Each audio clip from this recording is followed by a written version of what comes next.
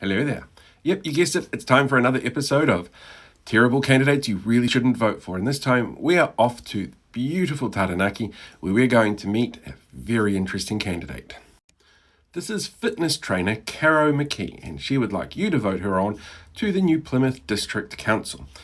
Get out your bingo cards, folks, because I'm pretty sure you know where this is going.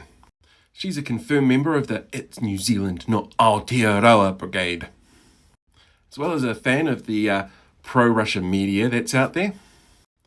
And of course, she's a big fan of counterspin media.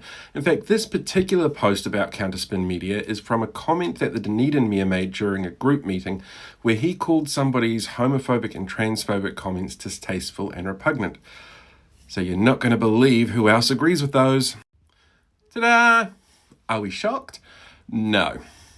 No, we're not. And of course, there is the spreading of the new conservative rhetoric, which, if you weren't aware, you probably should be aware, new conservatives pop up an awful lot on these lists. And who would have guessed that a party that for the last few years has been run by Leighton Baker, his daughter Chantel's quite well known within these circles, that they would have such homophobic and backwards policies. And of course, there's Counterspin Light, the platform, also appearing in her timeline, because of course it is.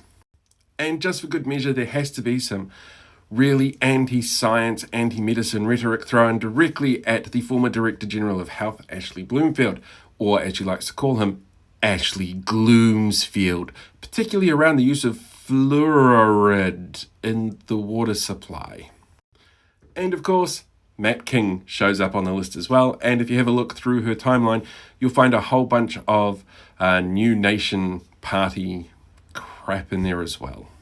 Oh, and don't forget, the Great Reset. That's also a thing, apparently, that she's a big fan of. Maybe not the reset itself, but, the idea that that's what the government's trying to do to you.